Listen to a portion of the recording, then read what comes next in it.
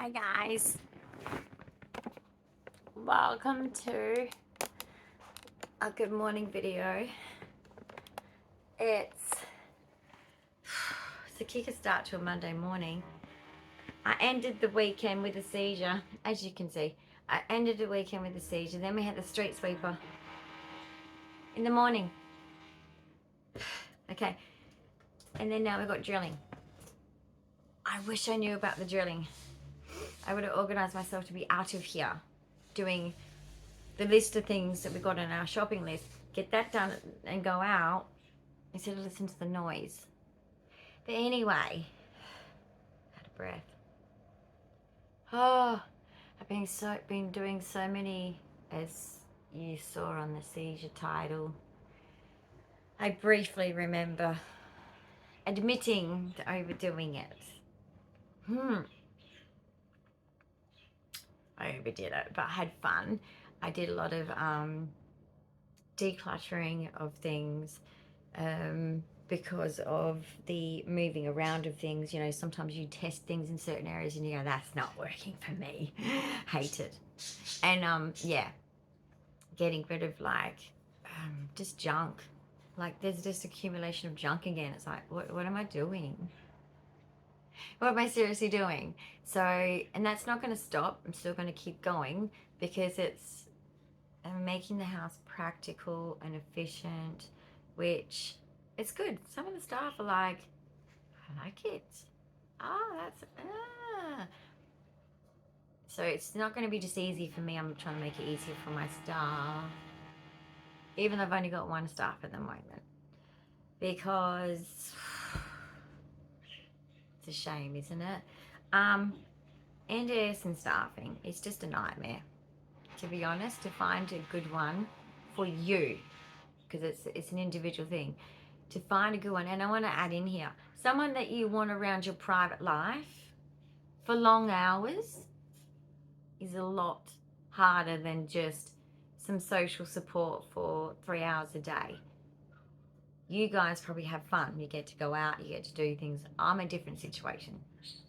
I've got people coming in and they're seeing me at my worst. They're seeing my vulnerabilities. And if you don't think that people with disability like me, who have seizures, a complex medical, have a rare syndrome, if you don't think that our vulnerabilities don't get thrown at us, it does. It does get thrown at us, you know. You can get accused of being difficult, but yet you're not. You just, it's almost like you're kind of like judging based on safety. It's like, if I had a seizure, one of my big ones, with this person, would they cope? Nope. Okay, I'm in trouble. Simple as that. I need people, like I said before, that can handle a heart attack, a stroke, and a bad seizure, possibly needing emergency meds, if not that, and hospital.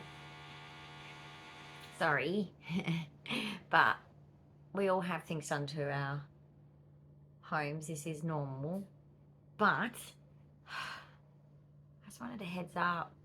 But it was fun looking after Sasha the cat on the weekend. I had so much fun. Yes, I did. I told Sasha's mummy when I saw her last night, I said, we had lots of chats. She's like, oh, really? I said, yeah. She meowed. She actually meowed back at me a lot. I wasn't meowing at her, okay? I'm not like that. But I just said, Mummy will be home tomorrow. Enjoy your tuna. She's rather posh. She has like really nice quality tuna. I'm not going to tell mine because they'll get jealous because, well, she's a princess, right? My cats are robust boys. They like their bickies. They do enjoy their bickies, actually. They do get stuck into it, so it's all good. But I'm just saying, like, I'm not telling them about the nice tuna because they will be like, Mum, excuse me, okay? Sasha down the hall gets nice food. You're ripping us off. I want the fancy food. Yeah, Mummy and Daddy, Mum's disabled. I can't afford it. Anyway, we sometimes used to, for our last one of our ragdolls we had, Lily. She was beautiful. And bit of a character too. What is it with the seal points? Anyway, seal points is the darker face, which is what Max is. They have more personality, whereas I find the blue points are kind of like aloof. They're like, hi, yes, I'll let you pat me. No, you can't today. That's what they're like. My Paul Anka was like that. He would sit on the kitchen bench after I cleaned it, like this.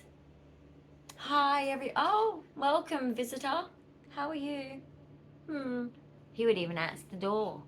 Like, I'd go to the door to answer for friends coming and visiting, and he'd be in front of me. And I'd be like, excuse me, it's my friend. What are you doing? I even had one of our friends, he said, I'm not into cats, but this one I can handle. I like him. So ragdolls, if you're not into cats, try a ragdoll. Won't disappoint. Would not disappoint. Now, find a cheap breeder. Don't go with these posh breeders that charge thousands of dollars, because I think that they're just amping it up for money making, like big time. So yeah, it's hard finding staff. Oh my goodness, the street sweeper's back. Can I have a good day today? Probably not. Sensory overload? Yes. Holy shit, Sherlock. I don't know if you can hear that as loud as me, but it feels like he's in my living room or on my balcony. I am so a country person. Although, don't get fooled by the country. The country can be noisy. Birds, owls, Jurassic Park animals, I don't know. Sometimes it sounds like that. When we were in Denmark, when we were living there for a while as an adult, I was like, that's not just a booble cow, okay? That is a creature of the darkness. It used to creep me out because we'd sit on our balcony sometimes upstairs and like look out and you see these glistening eyes and you're just like, what the fuck is that? I know it's an owl, but maybe, just maybe. Ooh. Ooh. Oh dear. It's okay, Max. It's okay, sweet boy. Oh. Okay, I have to close that bloody door. Rude. Close the door. So, now we can chat. Right. Much better, isn't it? These doors here are pretty good. Where I live is an amazing place. I'm very blessed. But haven't been blessed with staff. I'm just not finding it. And guys, it's just not easy when 1 minute you were independent. I mean, this is like 10 plus years ago, me being independent health-wise, or me being independent. I mean, look, yes, that's my slipper. I've never really been independent because of my autism. I've always needed guidance. I've always had to have, what do I do? Moments all the time. It was like leaving a teenager at home because mentally I'm 18.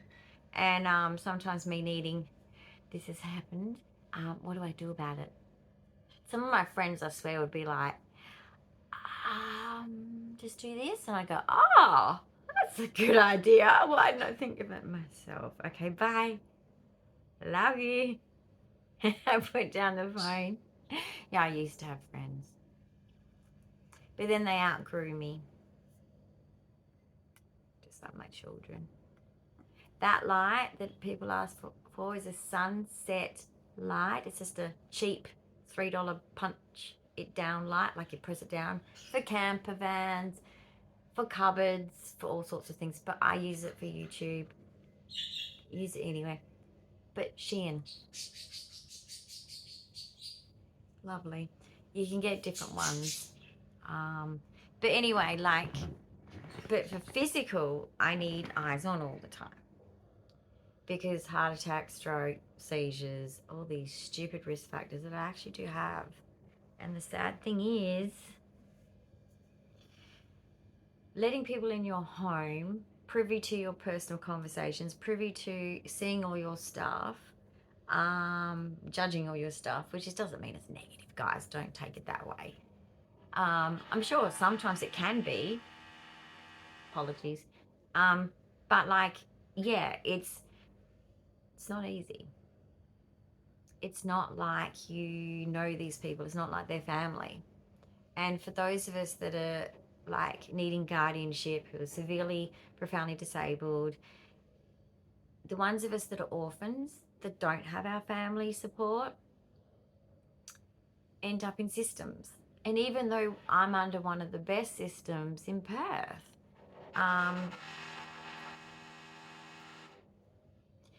but even that doesn't mean that it's easy to get me the right staff for me.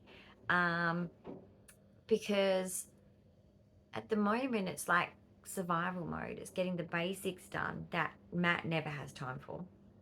I mean, I've got a hospital appointment when this week, I think, with gastroenterology. One of my supporters, he is, and I'm a very senior doctor in his field. And so I'm gonna cry.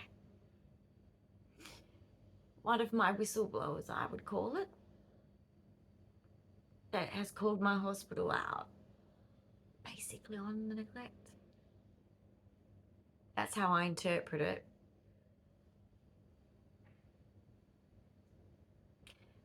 So I'm looking forward to speaking with him. And that's alongside like my GP. I give gifts. You guys know my love language of appreciation and everything. But my GP has kept me alive as well as Sir.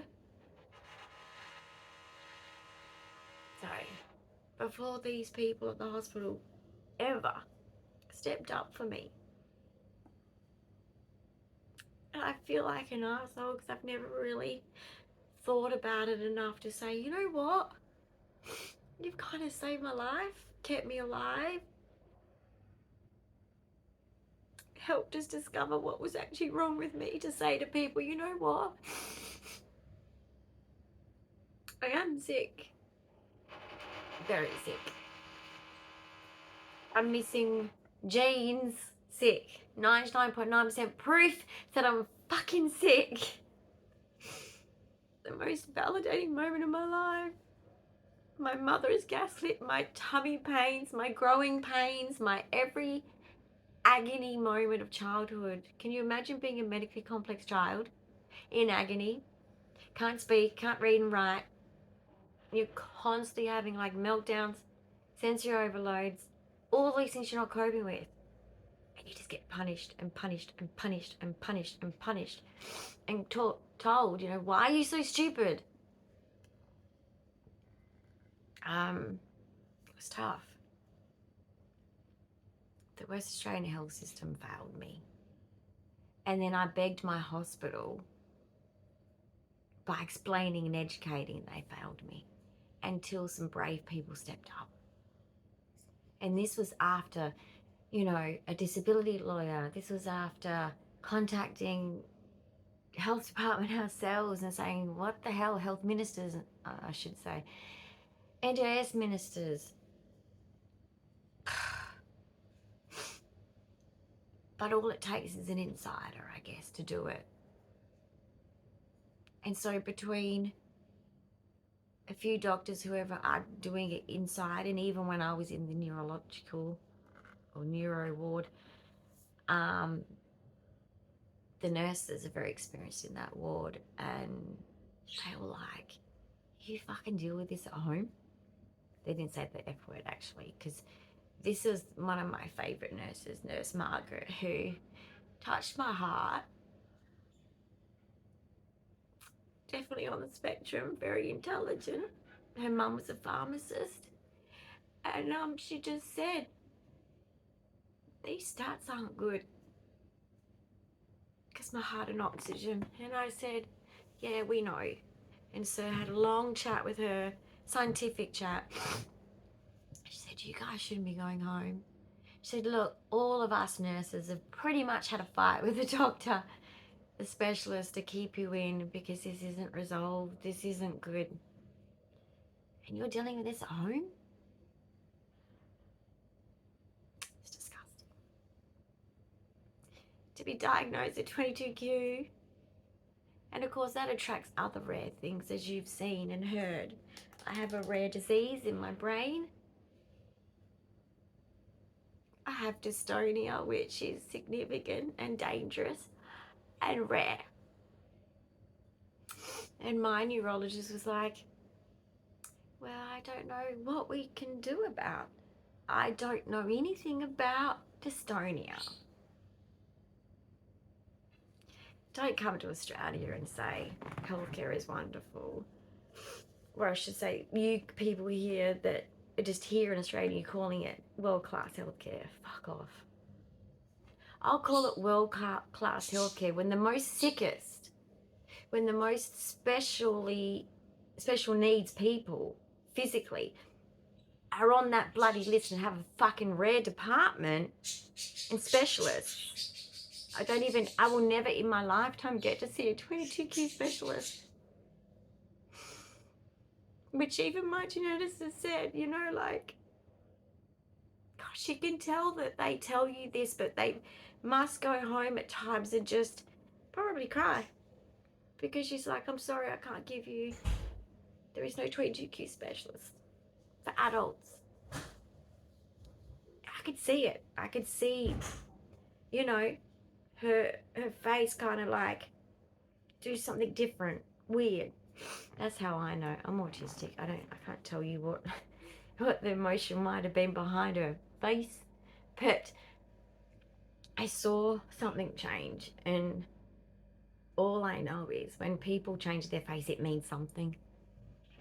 And I do believe that the way she was so gentle with me, soft-spoken with me, concerned, I could tell she was concerned because 3 times she attempted to get the hospital to get their shit together.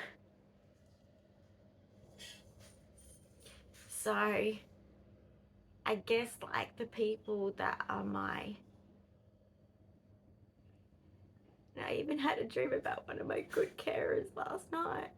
She used to be a nurse back in her country in South Africa, but didn't want to do the conversion naturally, and she was too old for that. I'm not saying she's old, but just didn't want to do that. Because it's money and it's another, I think, year to do the course in Australia, which I believe the way she nursed me was just as good. Like, hello, she's a nurse.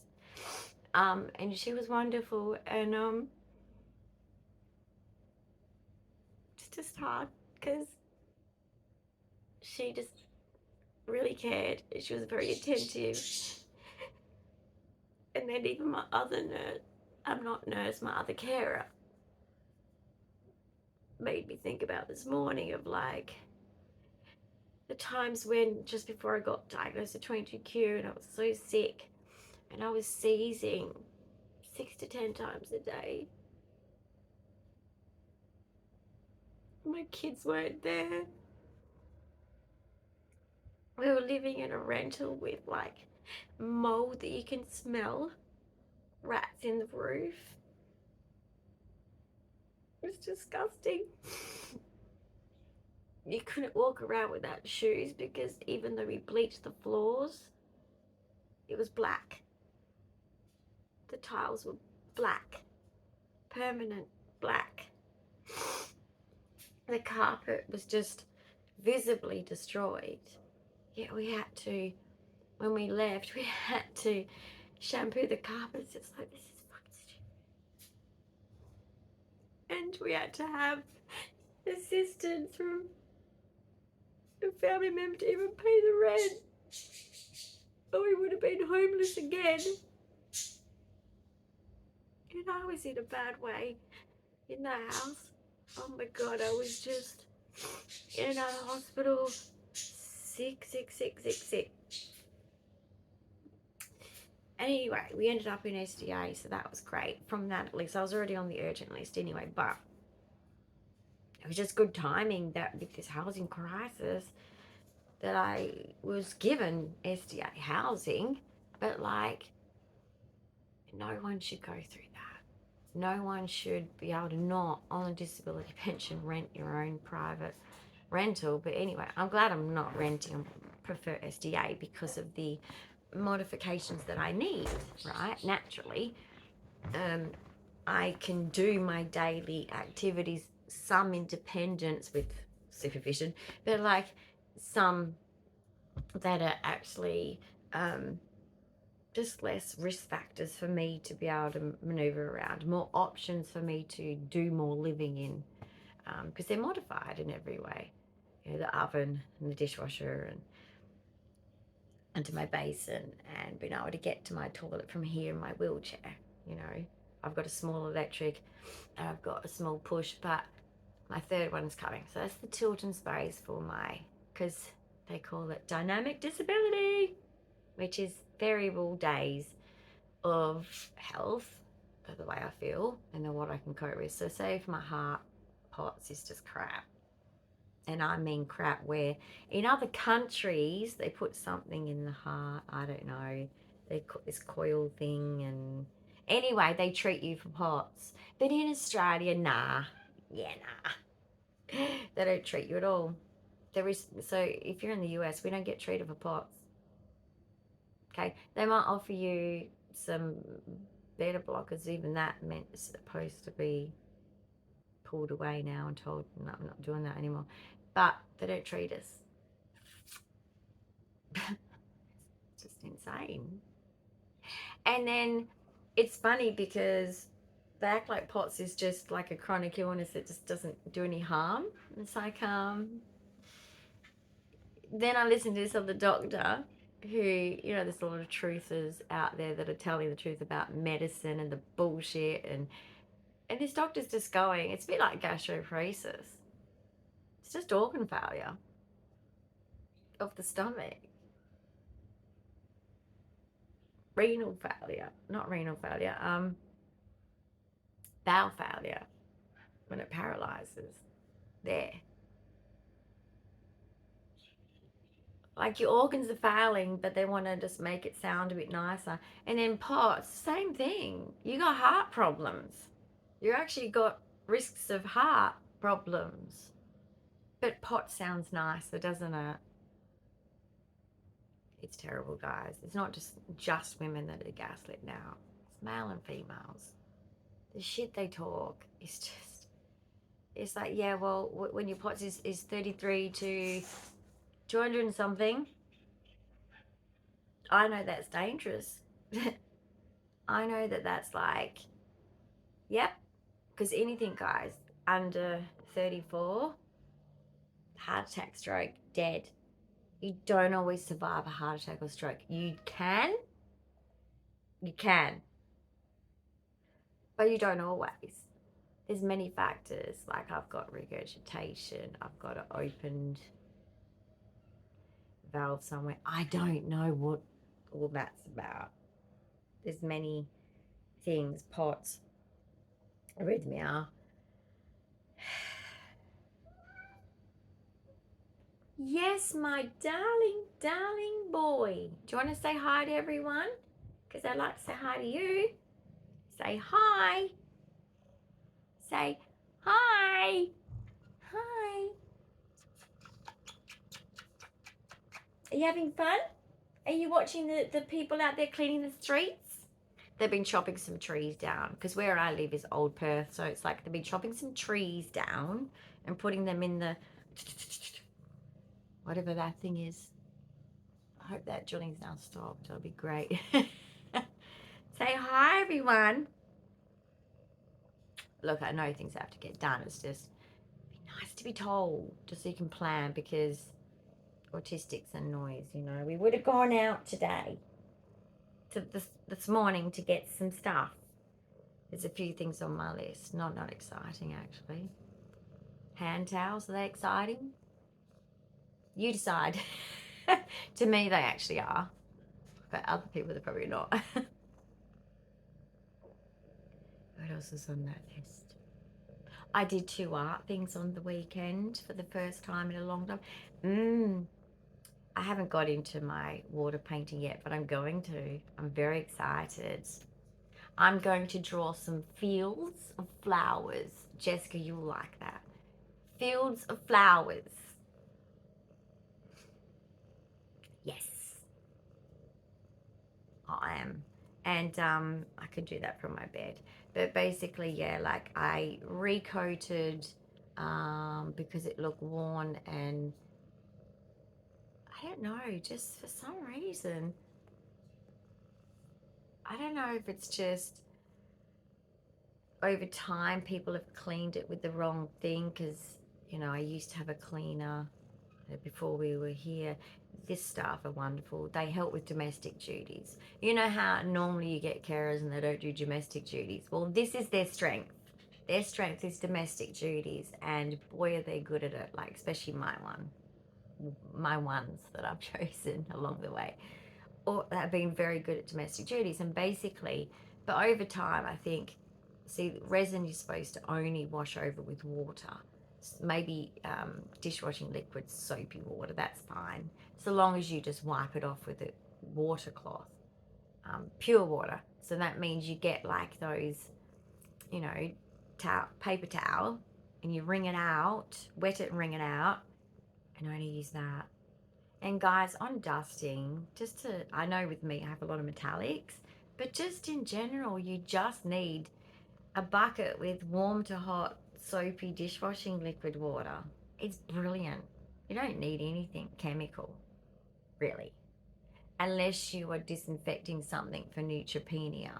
Like there's been a viral thing in the room, maybe then you might want to clean the surfaces with disinfecting stuff. But I'm just saying that's legit all you need. I'm a dust Nazi, mainly because I'm also allergic to dust. It makes me sneeze, and that's rather annoying. But yeah, I try and keep it dust free, but it's sad for my carers. It is sad. I have a lot of shit. Okay? That I'm not fair. I'm not a fair person. Okay? I'm an asshole. Mm-hmm. There's so many little things, and they all matter. They're all like living things to me. They're my friends. It's kind of sad, eh? But that's what's happened to my life. I don't have friends. I got too sick to have friends. They outgrew me. The tolerance of my autism. I just don't have the ability to communicate in a way that's normal, and I can only do one way. And in adult world, social stories, yeah, people don't like that. And I get it. Who wants to have someone dominate the conversation? But then again, you know what? If I meet someone who's a good storyteller or a good philosophy person or in my special interest, I'll listen for hours. Or if they're just patient and talk with kindness, that helps too. But I'm just sick and tired of being told, it's okay, don't worry. And it's like, I'm not a mental patient, and I don't need validation. Like, I love it when people pay compliments to me that I'm wonderful and strong, but I don't need those validations. I know I'm strong. I've had to be. I appreciate the feedback, but I know I'm strong. I know I'm valuable. That's what makes me sad. Is because in 2025 we've gone backwards with disability, and my family don't think that I'm perfect. They don't accept my mental age, me as a person with my disability, autism, 3TQ, which affects the way I act too.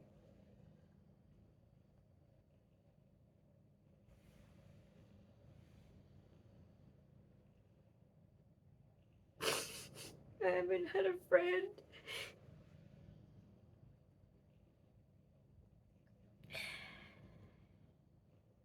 10 years at least. As in, I've had like colleagues type people when I was in humanities. I used to volunteer at a women's shed, then I started my own non-profit. But it wasn't about me. I was there for others, right? So naturally, and I'm robotic because I'm autistic, so I'm good at my special interests, but if someone came and sat next to me and talked to me, I fall apart. 'Cause it's like, I don't know how to do this. Or I'll just speak and things never just flow. Unless they are a person that kind of just has patience and lets go of the misconnections and the weird moments in that. Does that make sense? But now that I'm 51, there's zero tolerance unless they work in disability, unless they maybe have a disabled person in their family. That also changes things. But when I'm in a social setting, I just can't get it right. And people do judge, no matter what people say. Oh, I'm sure they understand. No, they don't. They think you're 51, act 51. It's like, I can't. I don't come across that way. It's not that I'm a child. No, my mental age is not a child. I'm one of the lucky ones. That was through a lot of hard work. Imagine studying TV. Imagine looking at yourself in the mirror, trying to pretend to be normal. Do you think that sounds fun?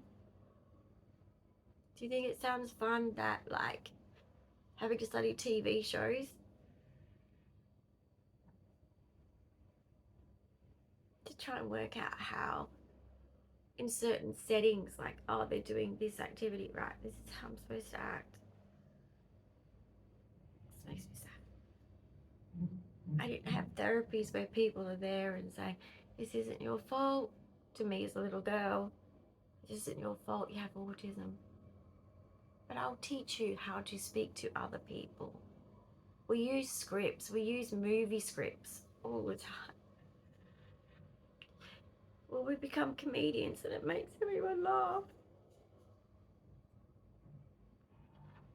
That's why I said to Sir, do you think that some of those comedians like Robin Williams and Jim Carrey, do you think that maybe they are very autistic and the only way they can connect is in their performing arts of pretending to be a person so that they can script? Because people like normality. The fact is, people don't like us still. They still want normal. They don't want broken. I don't see myself as broken, but the world does. That's why I don't really like that I've used autism as a disorder. I do think it's a disability, but I also think it's, you know, part of who you are, because how can you separate the two? I said that to Sir the other day. It's like, I feel like some people expect that there's two people in me, a neurotypical and an autistic, and I can compare the two, and I can't. All I can go on is what the neurotypicals around me have taught me. But I was shamed for being socially immature when it wasn't within my control as a child. And I'm still shamed now as an adult. And they start to treat you like you're mentally ill. You'll get staff that are way younger than you who will speak down to you, not probably on purpose, but just because they think, oh, you just someone that needs to be. It's called infantilization, and people do it who aren't educated. It's not that they're bad people all the time. Some might be doing it, and it's kind of a what do you call it, power trip. But I don't think a lot of people in the care industry do it for a power trip. But you're going to get the occasional ones. Yes, you will, because I've had them. You do get them, but they're not as common. But it's just that they don't realize they're doing it because they're not educated. Support work doesn't have education. We have support workers, and I'm not saying that some people aren't natural at it. Absolutely. But we have support workers in Australia. If you're not from Australia, they don't have to be qualified in anything. yeah, I'll say it again. They don't have to be qualified in anything.